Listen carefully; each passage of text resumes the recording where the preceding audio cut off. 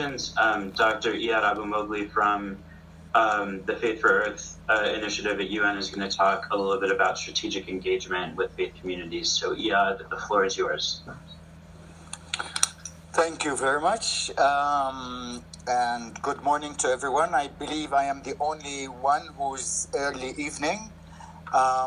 So good morning, everyone. And also, I would like to congratulate the Parliament of World Religions for the accreditation to the UN Environment Assembly. I believe you've received the notification a few days ago. So congratulations, and we're looking forward to having you attend the assembly that will be held in March.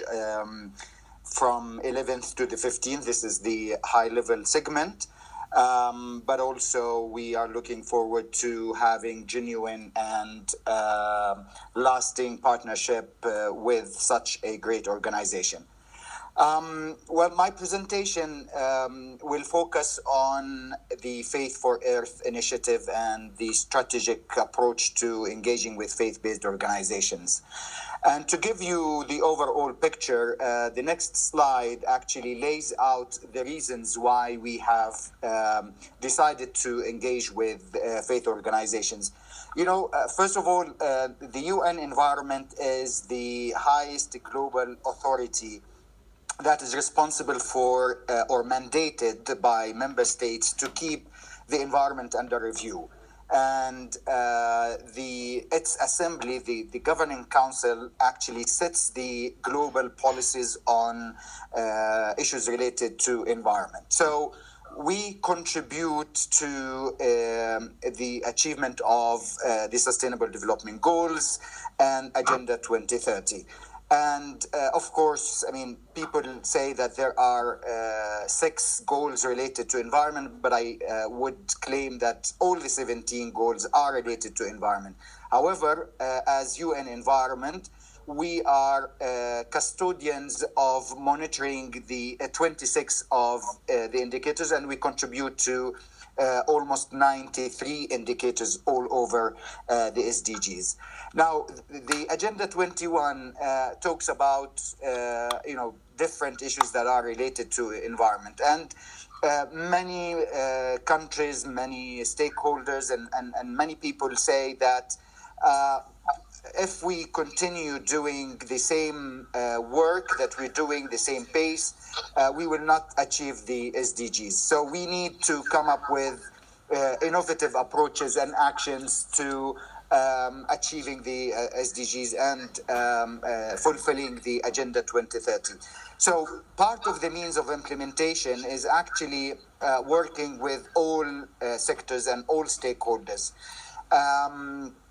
And often, I believe, leading up to Agenda 2030 and the SDGs, the faith-based organizations were not consulted in a manner that other organizations and other stakeholders have been consulted. They came into the game later on in a later stage. So it is obvious that we are missing a lot there in engaging with like-minded, with common objectives organizations.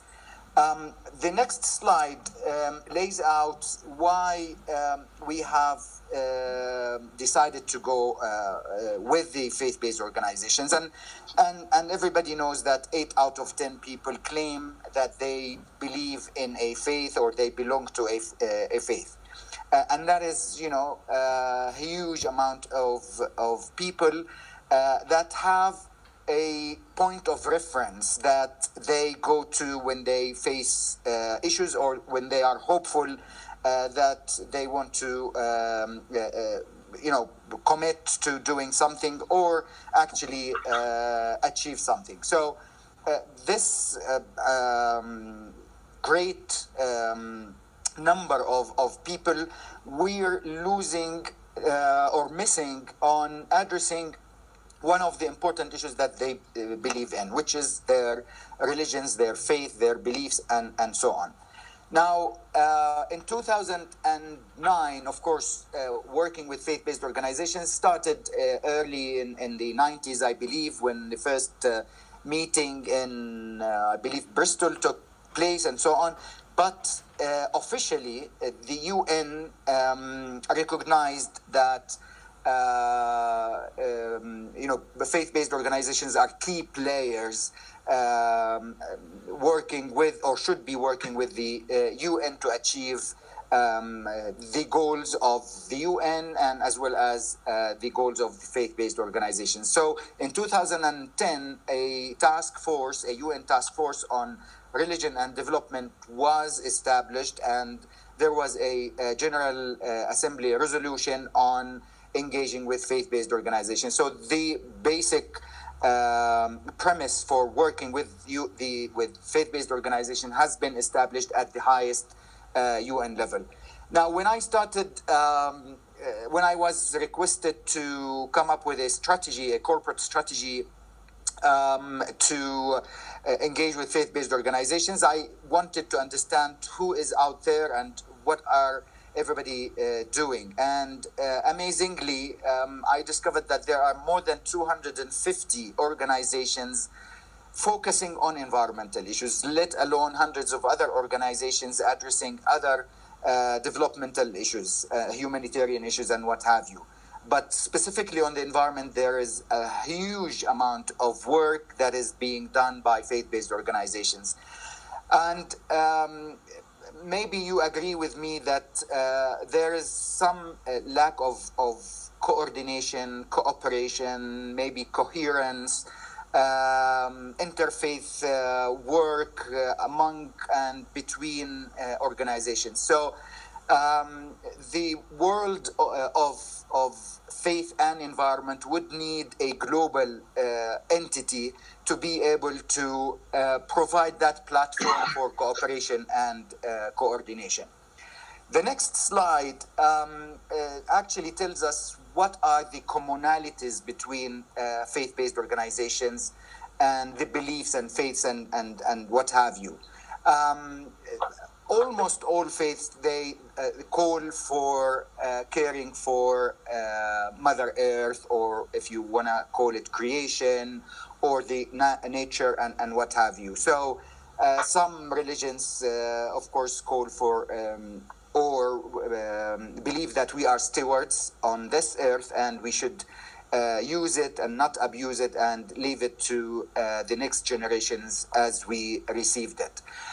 Or in a better shape, if you wish.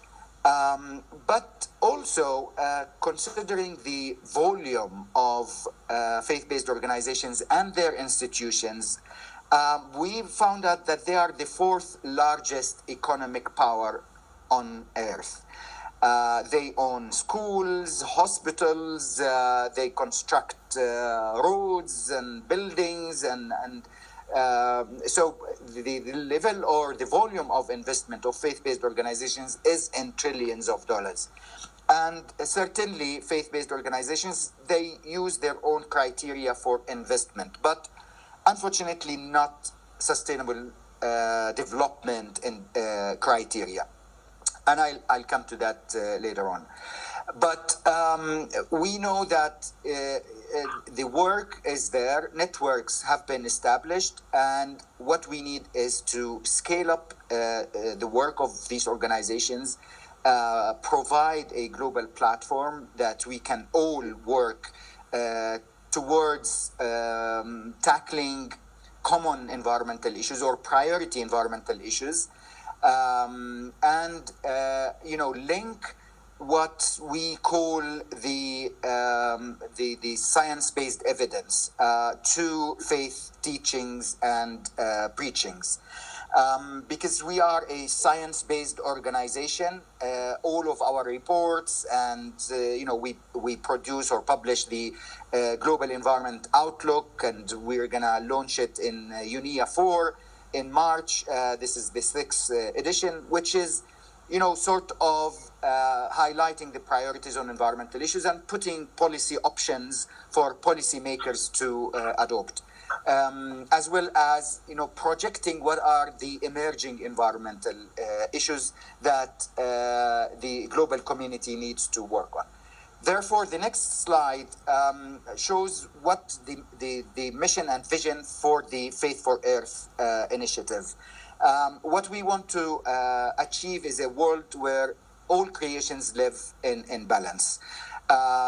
We as humans are only one small part of this of existence on Earth, whether it is God's creation or nature's whatever. So we need to live in balance to be able to continue living on Earth. So our mission is to work with faith-based organizations in inspiring and being inspired by them, empower faith leaders and engage with them in achieving the Sustainable Development Goals. For that, the next slide shows the three main goals that we have come up with. And it was a long discussion, coordination, and consultation with faith-based organizations. One of them took place in our previous third assembly that was held in 2016, where we brought in almost 50 people representing more than 30 organizations and 12 global faiths. So we sat together and we discussed what UN Environment could contribute and how we should work on that. And three main goals have emerged. One of them is actually the empowerment, the inspiration, the working with the faith leaders at the global, regional, local levels. We need the voices to be heard. And you know better than I do that in each corner of the world, there is a house of worship, either a mosque, a church, a temple, or a synagogue, or what have you.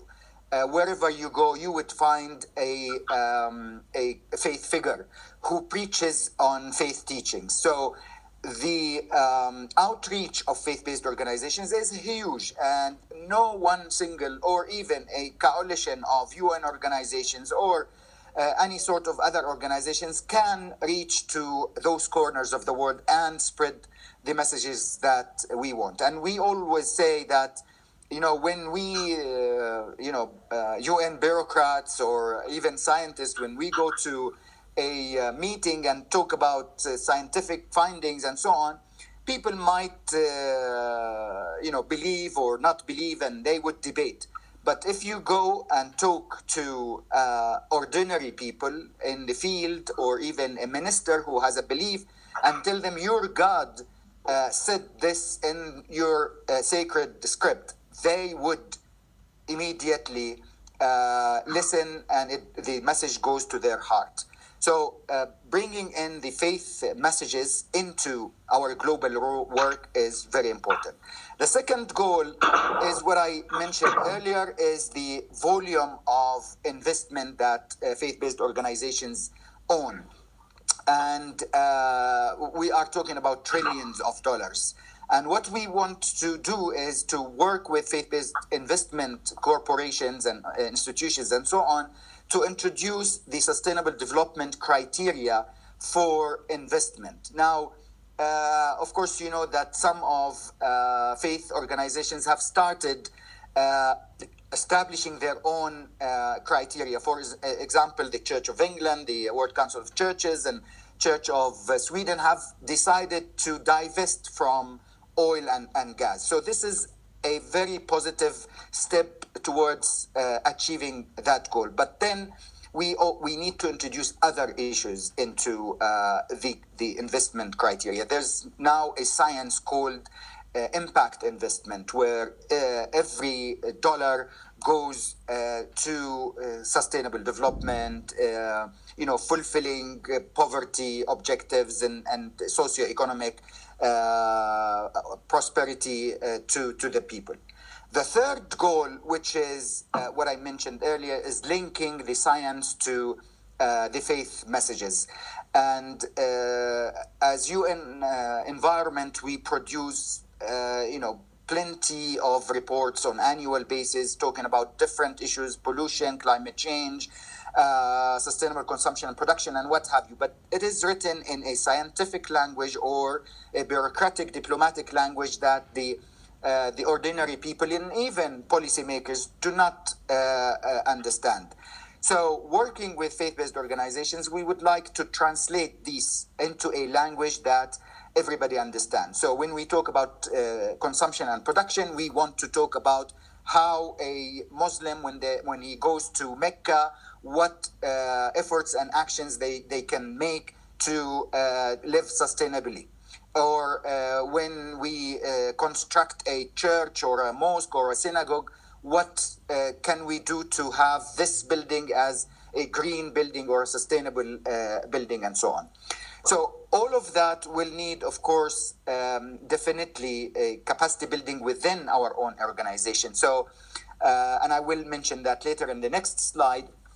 The expected outputs of our program. We want to establish a global coalition of, we're calling it Faith for Earth Coalition now, that brings global institutions to hand in hand tackle global environmental issues. If we are tackling climate change, we want this global coalition to have one voice, an interfaith voice towards the issue, and so on. We want to, of course, as I mentioned, integrate the principles of sustainable development into financial systems, and the Pope a couple of months ago issued a statement, calling the current economic system as a failed system, and it leads only to failure and to more poverty. So he was calling for a new economic paradigm that considers the environment and the people. We want to encourage faith organizations to enter into the circular economy, which considers materials as resources rather than waste, and so on.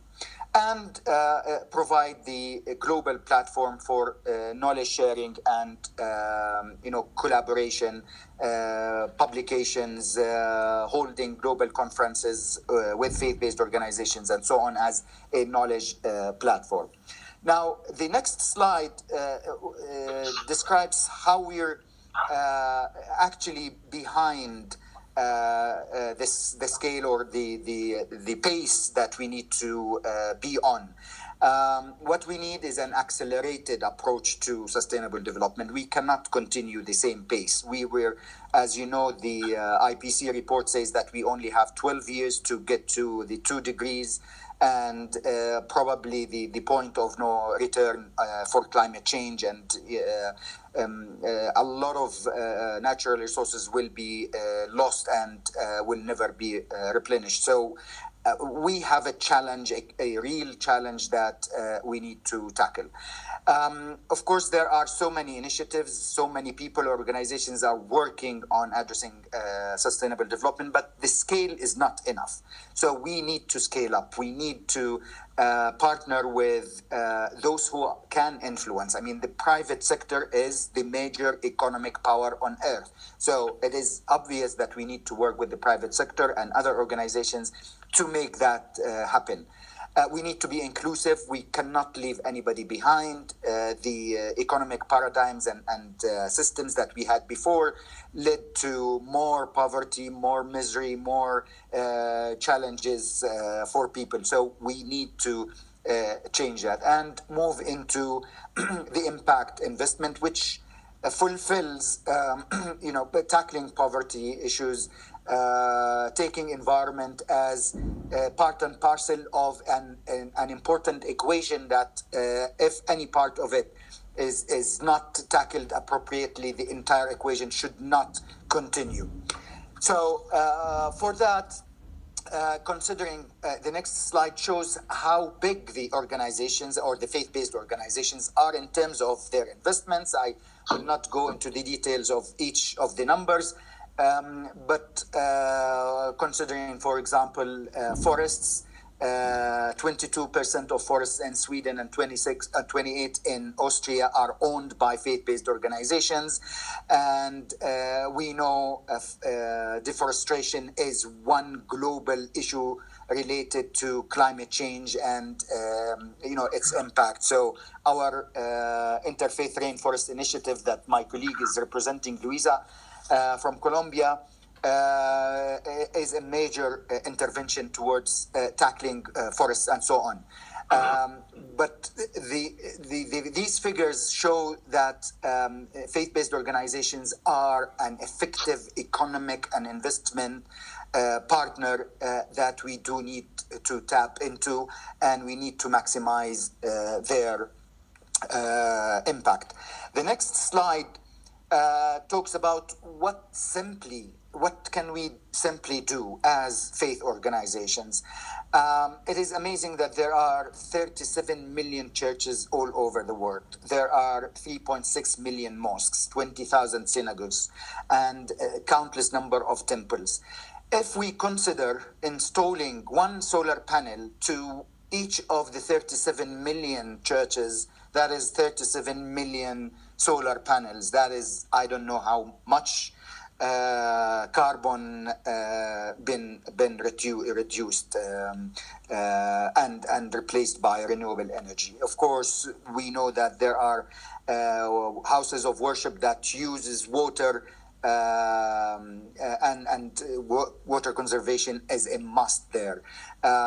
These houses of worship need to be minarets to their local communities. We cannot have a house of worship that is, clean and tidy and uses clean energy, but the surrounding is suffering. And so what we want these houses of worships to be, sources of hope and of solutions to the local communities. Talking about the faith organizations owning 50% of the global schools, and each and every school owns buses. That is a huge fleet of buses that can be managed or replaced to electric buses or other means of sustainable mobility that can save a lot of emissions and contribute hugely to our work on climate and so on. Now, I will go through very fast over the next slides, and it shows only how we are addressing everything that we do in UN environment. So the Faith for Earth initiative is not a standalone initiative. It doesn't have its own specific activities. It does, but I mean, just as coordinating the work of the entirety of UN environment. And as I mentioned, we work on all of the sustainable development goals. So the 17 goals have targets, and each target has indicators and so on. So we looked at, in the second slide, we looked at the 6 or 7 SDGs that are related to the environment, and they are related to our program of work. We have 7 areas of focus as UN environment, as mandated by our member states. So looking at them in the next slide, please, Joshua, it shows these 7 areas. So what we have done in the following slide, we will show that we are taking each of these thematic areas and each of the SDGs and trying to connect how faith leaders and faith organizations or principles of faith can contribute to achieving those goals. So in the next slide, for example, it shows that simply, if we talk about the sustainable consumption and production, in the next slide, Joshua, it shows that for sustainable consumption production, we can work on houses of worship using renewable energy, water conservation, food waste, the food banks that have been mushrooming now in the Middle East after Ramadan and so on, green pilgrimage, reducing the mobility or contribution to carbon dioxide and so on. So we are taking each of the different SDGs, and the next slide connects these actions that can be taken by faith-based organizations and map them into the existing initiatives of UN environment. For example, the Clean Seas campaign, the green economy, the 10-year framework on sustainable consumption and production, the UNEP Finance Initiative, and so on and so forth. So what we will be doing, to continue in the next slide, we will be doing that for all of the thematic areas. until eventually we cover and map out all of our program of areas and connect them to the work of faith-based organizations. And lastly, and the last slide is, this is something that we worked on over the past 2 days just to, show that faith organizations are connected to the SDGs, are at the heart of the SDGs. So this needs to go to, of course, to vetting by our communications division to accept it as a logo for the initiative. But this is just to show you that we are considering that we have only one earth. There are many religions, hundreds of religions, but we all have one goal, which is achieving sustainable development and fighting climate change and pollution, and fulfilling what all faiths would want to fulfill, which is prosperity and dignity for its people. Thank you. Thank you so much. Yeah, that was a wonderful presentation. And again, thanks to both of our speakers, to Iyad and Ed. It's